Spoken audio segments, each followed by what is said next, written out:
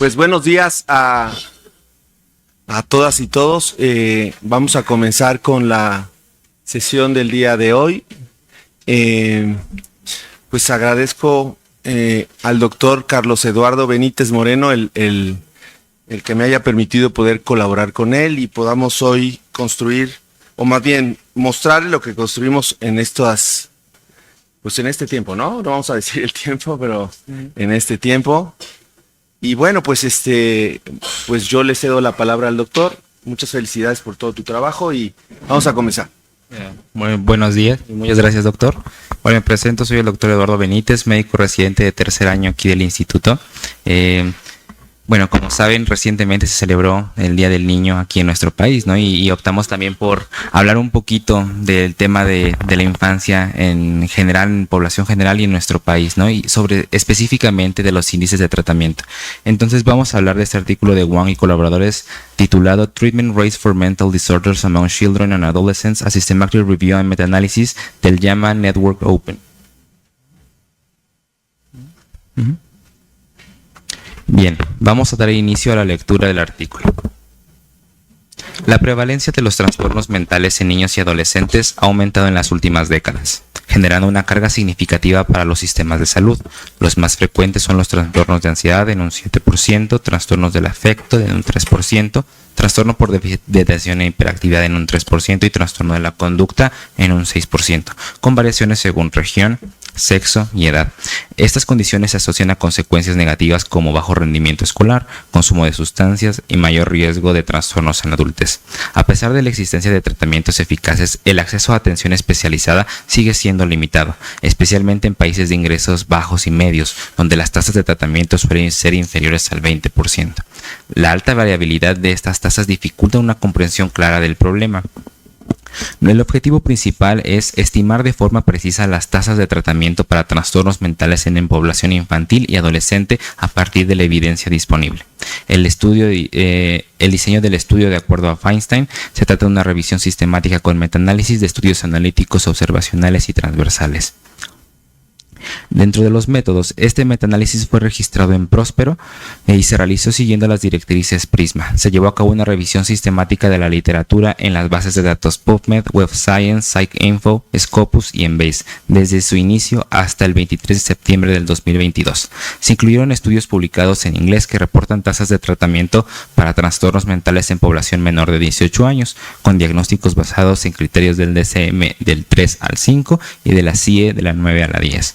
La extracción de datos fue realizada por 2 investigadores de forma independiente, resolviendo las discrepancias mediante el consenso o, en su defecto, con la intervención de un tercer revisor. Se incluyeron los trastornos más comunes: cualquier trastorno mental, trastornos del afecto, trastorno ansioso, trastorno por déficit de atención e hiperactividad y trastorno de la conducta. La calidad de los estudios se evaluó mediante la lista de verificación de 9 ítems del Instituto Joanna Briggs, considerando satisfactoria una puntuación mayor o igual a 5. Los análisis estadísticos se realizaron en R versión 4.2.2 con modelos de efectos aleatorios. La heterogeneidad se evaluó con las pruebas de Q de Cochrane y la I cuadrada. El sesgo de publicación mediante gráficos de embudo, prueba de Iger y método de Trim-and-Fill. Se realizaron análisis estratificados de sensibilidad y se aplicó la corrección de Bonferroni para los análisis secundarios. El nivel de significancia se estableció en P menor a 0.05.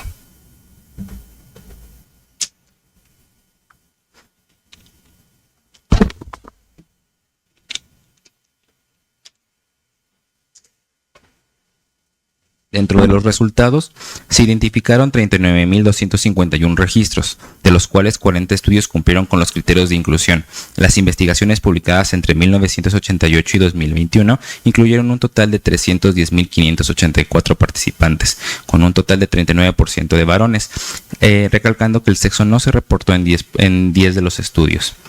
Se analizaron tasas de tratamiento para trastornos mentales en general, 17 estudios para trastornos mentales en general, 20 para trastornos del afecto, 9 para trastornos de ansiedad, 10 para TDAH y 10 para trastornos de la conducta. El 85% de los estudios fueron de calidad media, de acuerdo al Joanna Briggs, con puntuación de 5 a 7, y el 15% de alta calidad, con una puntuación de 8.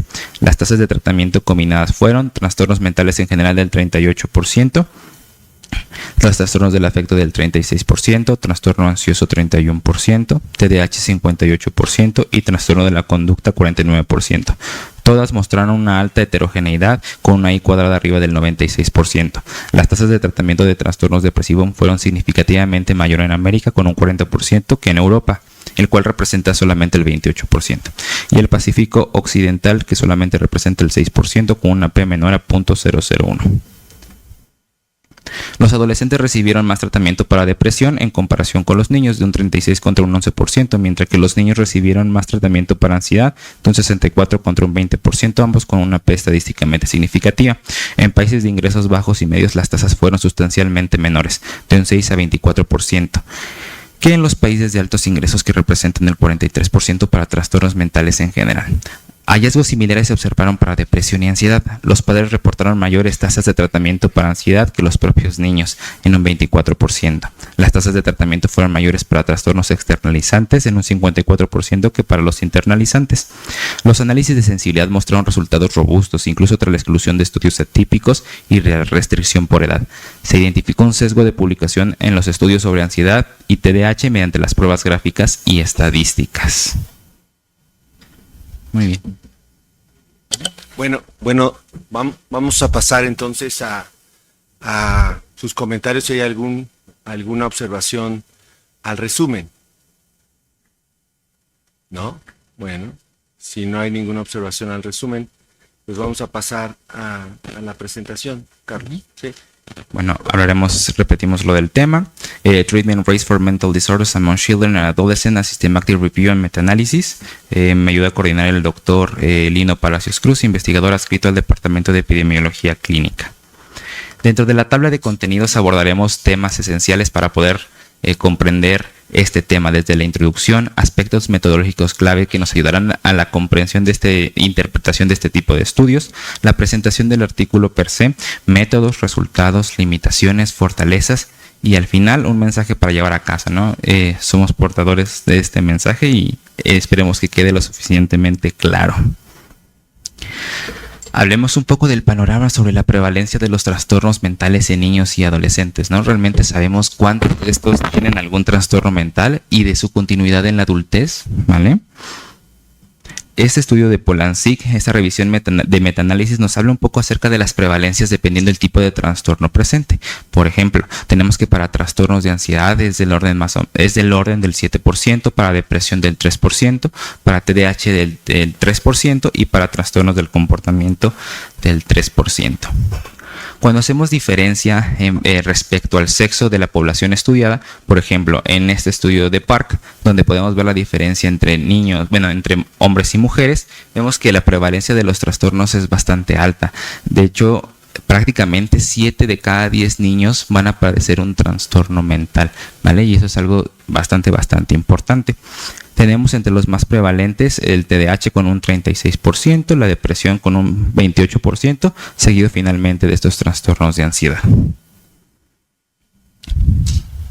Cuando hacemos la diferencia respecto a qué trastornos son más frecuentes dependiendo del tipo de población, tenemos que, por ejemplo, el TDAH es bastante más prevalente en población varonil, ¿vale? Mientras que trastornos del afecto y trastornos ansiosos suelen ser más prevalentes, depresivos suelen ser más prevalentes en niñas y no hay diferencias respecto a trastornos de ansiedad. Cuando hablamos un poco de la diferencia ahora de estos mismos grupos, pero separándolos entre niños y adolescentes, también vemos que hay una transición en el tipo del diagnóstico del cual es más prevalente. Por ejemplo, ¿vale? Tenemos que el trastorno por déficit de atención e hiperactividad es bastante más prevalente en población infantil que en adolescentes, mientras que el resto de los trastornos, ya sean de conducta, afectivos, ansiosos o psicóticos, van a ser mayor prevalente en población adolescente. De acuerdo con este estudio de la doctora Corina Beñet y la doctora Marilena Medina Mora, que habla sobre la prevalencia de los trastornos mentales en esta población en México, vemos que cerca del 40% de los adolescentes presentaron algún trastorno mental en el último año, siendo el trastorno más prevalente o los más prevalentes los trastornos de ansiedad. ¿Vale? Respecto a la severidad, 26 se clasificaron como leves, 50% como moderados y el 21% como severos. hablemos un poquito sobre la continuidad de estos trastornos en la adultez, ¿vale? Creo que este estudio ya lo hemos escuchado varias veces aquí en el auditorio, lo hemos oído nombrar alguna vez, el estudio de Dunedin, ¿vale? Donde se dio seguimiento a 1037 personas, ¿no? El cálculo estimado es que el 75% de los trastornos mentales en adultos va a comenzar en la infancia o en la adolescencia. Y esto subraya en una importancia clave en la detección e intervención temprana sobre este tipo de problemas. Este estudio es muy interesante, publicado en el JAMA Psychiatry, ¿vale? Que nos habla acerca de los DALIs o esos años vividos con discapacidad, que directamente no influyen sobre la mortalidad, pero sí generan un deterioro significativo en la calidad de vida de quien padece algún trastorno o enfermedad o condición médica. Si hablamos de los trastornos mentales, representan el 20.27% de todos los años perdidos por discapacidad por cualquier condición, ¿vale? Incluso podemos ver cómo va fluctuando dependiendo el tipo o el grupo etario. Por ejemplo, en los primeros años de vida son mayor prevalente los trastornos de ansiedad, se agregan posteriormente trastornos del afecto y se añaden al final también trastorno por uso de sustancias.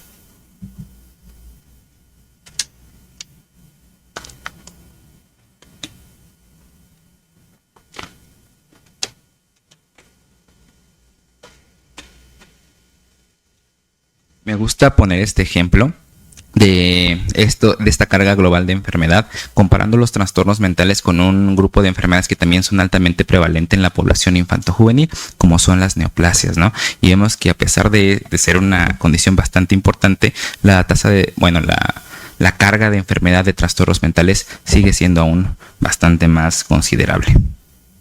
Hablemos un poco del acceso a tratamiento y factores que influyen en la probabilidad también de padecer un trastorno mental en México. ¿Por qué es mejor tratar que no tratar? Hablemos de las consecuencias negativas. ¿Vale? En este reporte también, en este estudio de la doctora Corina Benyed y la doctora María Elena Mora, vemos también que menos del 14% de los adolescentes con algún trastorno mental recibieron tratamiento en el último año. ¿Vale? Y hay algunos factores que se asocian a un mayor riesgo de padecer algún trastorno mental. Por ejemplo, el ser mujer influye un 18% del riesgo, el no vivir con padres o asumir roles paternos a una edad temprana también es un factor de riesgo para padecer algún trastorno mental, y el abandonar los estudios.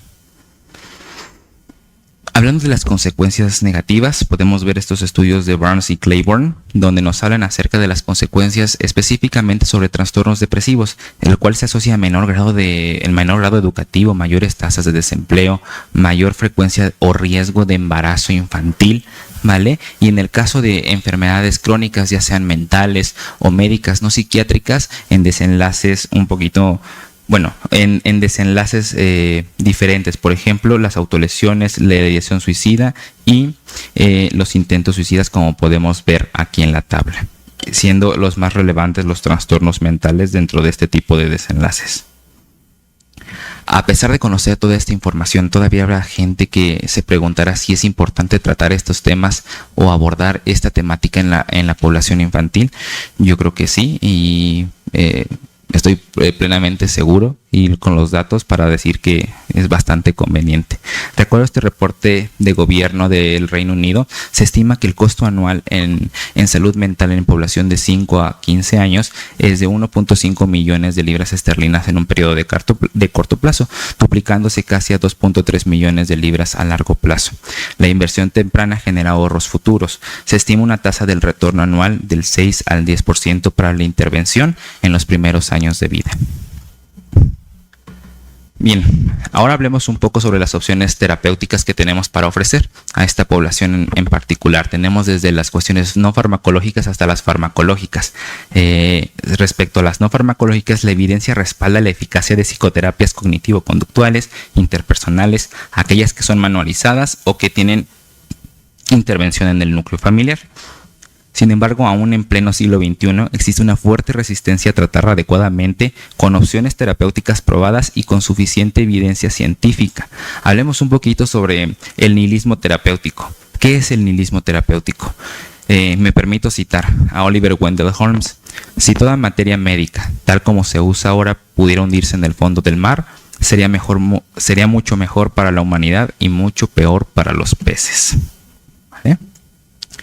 se centra principalmente en la afirmación de que es imposible curar a las personas o a las sociedades de sus enfermedades mediante un tratamiento. Cuando aplicamos estos términos al uso de tratamientos farmacológicos en niños y adolescentes, tenemos un grave problema, porque influye negativamente en la búsqueda de atención de ayuda profesional por estos grupos vulnerables. Las estadísticas actuales subrayan la necesidad de informar de manera adecuada de los beneficios y los riesgos que conllevan el uso de tratamientos. Hablemos un poco sobre las barreras y facilitadores para la búsqueda de atención mental. Al caso va a diferir el porcentaje de índices de atención dependiendo el lugar donde habitan o del nivel socioeconómico de los padres. Existen varias barreras identificadas y también facilitadores en la búsqueda de atención en salud mental. Las principales barreras son el estigma, la vergüenza, baja alfabetización en salud mental, hay que recalcar, y preferencia por la autosuficiencia, algo que es bastante frecuente en nuestro medio. Dentro de los facilitadores identificados son las experiencias positivas adecuadas, o sea, que tengan un buen contacto o que el paciente se sienta cómodo en contacto con profesionales de salud mental. Este estudio es muy interesante de Nietzsche y Nierman, donde hablan de los factores asociados al uso de servicios en salud mental. Destacan que solo el 32.4% de la población juvenil con algún trastorno mental ha usado servicios de atención en salud mental. Y hay factores que se asocian a un menor uso, y eso es algo que me llama mucho la atención cuando estamos haciendo la revisión. Las personas que tenían un mayor nivel educativo y un mayor estatus socioeconómico tenían o hacían menos búsqueda de servicios de atención a salud mental, ¿vale? Y se asoció a un factor psicológico importante y el único que fue estadísticamente significativo, el cual es el estigma. Hablando sobre las prevalencias sobre regiones geográficas específicas, podemos tener el ejemplo de Estados Unidos en este estudio del NANES, donde reporta una prevalencia del 13.1% de la población que tiene un trastorno o que ha presentado algún trastorno mental en los últimos 12 meses, siendo el más prevalente el TDAH, seguido por los trastornos del estado del ánimo y de la conducta. Al menos en Estados Unidos, aproximadamente el 50% de los niños buscaron un tratamiento, siendo más común aquellos con trastornos de la conducta y TDAH, ya que es bastante más visible a través de la conducta. Respecto a los países de bajos y medianos ingresos, existe evidencia limitada. Se estima que menos del 20% de la tasa general del tratamiento en países de ingreso mediano alto. En Brasil, el 81% de los niños con trastornos mentales no ha recibido ningún tratamiento médico. Cuando hablamos del porcentaje de acceso al tratamiento en adolescentes en Ciudad de México, destacamos que menos del 15% de los pacientes con trastornos psiquiátricos accedieron a algún servicio de salud mental. Y que únicamente la mitad de esos, o sea, más o menos el 7%, recibió un tratamiento mínimamente adecuado. En México, al menos, hay factores que sí influyen en el acceso a tratamiento. Por ejemplo, ser mujer tiene una mayor probabilidad de acceder a este tipo de tratamientos. Tener un mayor nivel educativo, al menos en nuestro país, se vio como un factor protector. Y también la asistencia escolar. Hay factores que también se asocian al uso de tratamientos principalmente farmacológicos, como lo es el nivel educativo de la madre o si el niño o adolescente ha presentado algún intento suicida, ¿vale? O tiene uso de sustancias.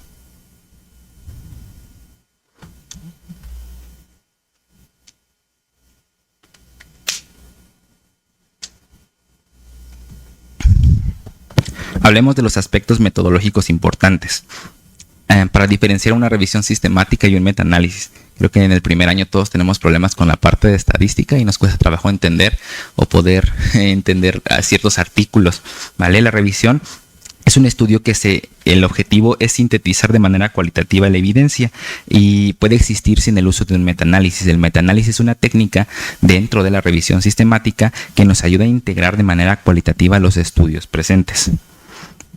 También me gustaría recalcar una definición sencilla que es una tasa que de manera sencilla expresa la frecuencia con la que sucede un evento en relación con la población o el tiempo en el que se observa el evento. Me gustaría también destacar la importancia de estas definiciones de los métodos utilizados, en este caso para la evaluación del sesgo. El gráfico de embudo es una representación visual que nos ayuda a detectar el sesgo de publicación, que quiere decir que solamente se reportan estudios que son estadísticamente significativos o con resultados positivos, omitiendo pues los otros estudios que también son relevantes, y lo podemos ver a través de la simetría de la gráfica. También se utiliza la prueba de Eager, que es una regresión lineal aplicada al gráfico de embudo, y el método de Trim-and-Fill, que estima los estudios faltantes y ajusta el gráfico del embudo. Otros métodos que se utilizan para saber la heterogeneidad de los estudios es la T de Cochrane, y evalúa si hay variabilidad significativa entre los estudios. Una P menor a 0.05 indica una heterogeneidad significativa. También se suele utilizar la I cuadrada, que cuantifica la porción de variabilidad atribuida a la heterogeneidad de los estudios. Una I cuadrada arriba del 50% indica que es altamente heterogéneo, ¿vale? Y menor del 25, una baja heterogeneidad. Dentro de los modelos utilizados en los metaanálisis, dependiendo de la heterogeneidad justamente de los estudios analizados, podemos utilizar diferentes métodos. El modelo de efectos fijos y el modelo de efectos aleatorios. El modelo de efectos fijos tiene el supuesto de que todos los estudios comparten un efecto verdadero o común, ¿vale? O que hay poca o hay mucha homogeneidad dentro de los estudios. Y el de efectos aleatorios cuando justamente la heterogeneidad es alta. También se utilizan herramientas importantes, por ejemplo, las guías Prisma, que son estas guías que nos ayudan a evaluar la calidad, la transparencia y la coherencia en el proceso al momento de realizar una revisión sistemática. Aquí tenemos esta lista de 27 reactivos, el cual nos ayuda a clarificar toda esta parte. También podemos hacer uso de algunas otras herramientas para valorar la calidad de los estudios, por ejemplo, los del Joanna Briggs Institute, que para revisiones sistemáticas son 11 reactivos.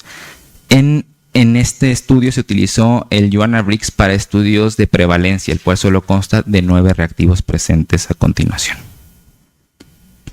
Hablemos ahora sí del artículo. El artículo fue publicado en el JAMA Network Open, ¿vale? El cual es una revista con un factor de impacto de 10.5. De acuerdo al estudio de Feinstein, es una revisión sistemática con metaanálisis de estudios analíticos, observacionales y transversales. El autor de correspondencia es la doctora Yuan Shou, ¿vale? Que es una de las líderes en investigación en la Universidad del Kunming Medical University. Aquí podemos ver algunas de sus afiliaciones. El objetivo es estimar de forma precisa las tasas de tratamiento en la población infantojuvenil con la evidencia disponible. Hablemos un poquito de los métodos. La estrategia de búsqueda. Se utilizaron 5 bases electrónicas: PubMed, Web of Science, PsycInfo, Scopus, Embase. Desde su inicio hasta el 23 de septiembre del 22, se utilizaron palabras clave como trastornos mentales, trastornos depresivos, TDAH. También es importante recalcar que se utilizaron métodos MESH. También se utilizaron operadores booleanos para ayudar a la mejor búsqueda de información. Dentro del análisis estadístico, se utilizaron herramientas como R versión 4.2.2, paquetes Meta y ForestPlot. El modelo asociado a la heterogeneidad de los estudios, se utilizó el de efectos aleatorios para combinar las tasas de tratamiento. La evaluación de heterogeneidad se realizó con el test de la Q de Cochrane y la I cuadrada. El sesgo de publicación a través de las gráficas de embudo, el test de Eager y el método de Trim-and-Fill. Se hicieron análisis estratificados para explorar el origen de la heterogeneidad, considerando diferentes variables, como podemos ver a continuación. La significancia estadística se estableció con una P menor a 0.05 de manera bilateral. Los ajustes del subanálisis se hicieron con la corrección de Bonferroni y el análisis de sensibilidad se hizo con el método de Live and Out. Eso significa que sacan un estudio y comparan los resultados para saber si hay un cambio significativo, ¿vale? A pesar de que se hicieron o se excluyeron estos estudios atípicos, se hace para comprobar la robustez de las estimaciones combinadas finales. Dentro del diagrama Prisma que se utilizó o la manera en la que se fue recabando la información, se hicieron o se buscaron 39.251 registros a través de la búsqueda de literatura. Se aplicaron criterios de inclusión rigurosos, como es ser menores de 18 años, que el diagnóstico se llevara a través de métodos validados. Se utilizó como clasificación el DSM-3, DSM-4, DSM-5, CIE-9, CIE-10 y también escalas validadas para el diagnóstico de padecimientos psiquiátricos. La revisión preliminar se realizó a través de 2 autores de manera independiente para disminuir el sesgo, y los estudios se les aplicó los criterios del Joanna Briggs para asegurar su calidad. Después de que se hizo todo el cribado, se excluyeron estudios duplicados o con valores duplicados, solamente se eligieron 40 estudios finales para el análisis. Dentro de las características de los artículos, los años de publicación variaron entre 1988 y 2021. Número total de participantes de 310.534, el 39% de la población eran niños y el sexo no se reportó en 10 de los estudios. Respecto a los trastornos mentales incluidos en los artículos, 17 hablan de cualquier trastorno mental, 20 sobre trastornos depresivos, 9 sobre trastornos de ansiedad, 10 sobre TDAH y 7 sobre trastornos del comportamiento. Como ya habíamos mencionado, para la evaluación de calidad se utilizó la herramienta del Instituto Joanna Briggs, donde el 85% de los artículos tenía una calidad media, con un puntaje entre 5 y 7, y el 15% con una calidad alta, con una puntuación de igual o mayor a 8.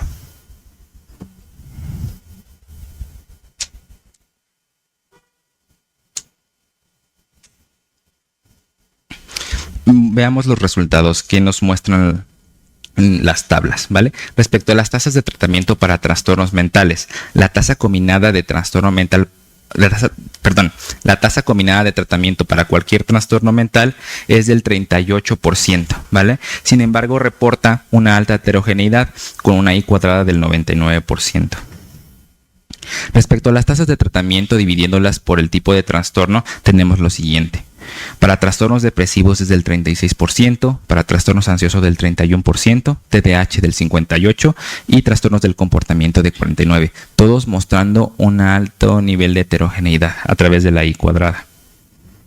Respecto al análisis de subgrupos, cuando se analizó respecto el año de recolección de la muestra o del tipo del artículo, no se encontró ninguna diferencia significativa. Cuando hablamos de tasas de tratamiento por región, al menos de los que son estadísticamente significativos, vemos diferencias en cuanto a los trastornos depresivos, siendo la tasa de tratamiento en América del 40%, en Europa del 28% y en la región del Pacífico Occidental del 6%. Los otros tipos de trastorno prácticamente no fueron estadísticamente significativos. Cuando hablamos de la tasa de tratamiento dependiendo de la clasificación por edad, o sea, en población infantil menor de 12 años o en adolescentes de 13 a 17, en las tasas de tratamiento para cualquier trastorno TDAH y del comportamiento no hubo diferencias significativas. Sin embargo, para trastornos depresivos y trastornos de ansiedad sí las hubo. Por ejemplo, para trastornos depresivos, la tasa de tratamiento en adolescentes es del 36%, mientras que en niños es solamente del 11%. Y para trastornos de ansiedad, en niños es del 64% y en adolescentes del 20%. Todos estadísticamente significativos. Cuando hablamos de la tasa de tratamiento, dependiendo del nivel de ingreso del país, vemos algo bastante particular. Las tasas de tratamiento para cualquier trastorno mental en países de ingresos bajos es solo del 6%, en países de ingresos medianos y altos del 24% y en países de ingresos altos del 43%, o sea, prácticamente 6 veces más, ¿vale?, que en países de ingresos bajos. Para trastornos depresivos específicamente para países de ingresos medios altos es del 13% y países de ingresos altos del 39%, prácticamente 3 veces más. Para trastornos de ansiedad en países de ingresos medios altos del 31% y de ingresos altos del 34%, no es tan diferente, pero existen diferencias significativas entre las tasas de tratamiento para cualquier trastorno mental, trastornos depresivos y trastornos de ansiedad. Es importante destacar que todos los estudios de TDAH y trastornos del comportamiento solamente provienen de países de ingresos altos. No hay reportes prácticamente en países de medianos y bajos ingresos. Cuando hablamos de las tasas de tratamiento por grupos específicos, me llamó la atención ese, ¿no?, que es el de la clasificación respecto a trastornos internalizantes y trastornos externalizantes, que son más visibles a través de la conducta. Y como se puede inferir, los trastornos externalizantes tienen una tasa de tratamiento combinada del 54%, mientras que los internalizantes solo del 34%. Cuando se hace el análisis de sensibilidad a través de estas pruebas que ya mencionamos hace un momento, como el even out y la exclusión de valores atípicos, los resultados siguen siendo consistentes, ¿vale? Cuando hablamos del sesgo de publicación, como también habíamos mencionado, se utilizaron esos gráficos del funnel plot, donde vemos que hay una dispersión considerable dentro de los estudios. Esto nos habla de que hay un sesgo de publicación, siendo reportados principalmente para trastornos de ansiedad y para trastorno por déficit de atención e hiperactividad. Hablemos un poquito de las limitaciones del estudio. Es importante que solo se incluyen los trastornos mentales más prevalentes. No se añaden también trastornos como el TLP, el trastorno del espectro autista, el trastorno bipolar por falta de estudios disponibles. Existe también una alta heterogeneidad entre los estudios incluidos. A pesar de realizar el subanálisis, hay factores relevantes que no pudieron analizarse porque hay limitaciones dentro de los estudios de base. El tamaño de los subgrupos en ocasiones tenían pocos estudios, lo cual compromete la representatividad y el poder estadístico de las estimaciones agrupadas. Hay fortalezas muy importantes a considerar en este artículo. Primero, que es una revisión sistemática y un metaanálisis exhaustivo utilizado múltiples bases de datos, ¿vale? Como es PubMed, Web Science. Se hizo una selección de estudios con límites claros, criterios de inclusión robustos. Se utilizaron métodos diagnósticos validados, lo cual mejora la validez de los resultados. La extracción de datos siempre fue de manera independiente por dos autores y se resolvieron las discrepancias en conjunto para minimizar los riesgos. Dentro de los estándares metodológicos se utilizaron las guías Prisma para asegurar la calidad, transparencia y coherencia en el proceso de la revisión sistemática. Y para la evaluación de calidad se utilizó los instrumentos del Instituto Joanna Briggs. Me gustaría que hablemos un poquito, me gustaría que hablemos sobre los mensajes para llevar a casa. Es importante considerar que las tasas de tratamiento para trastornos mentales en población juvenil son en general bajas, principalmente para ansiedad y para depresión, y que existen muchas barreras que nos impiden o que impiden el acceso a tratamiento en esta población, desde cuestiones culturales, cuestiones religiosas, el estigma, estatus económico, accesibilidad a los centros de atención de salud, ¿vale? También existe una desigualdad en el acceso. Hay personas que, asociado a la parte del sector público, pues no tienen un acceso a una atención de salud mental mínimamente adecuada, lo que agrava las disparidades en el acceso a tratamiento.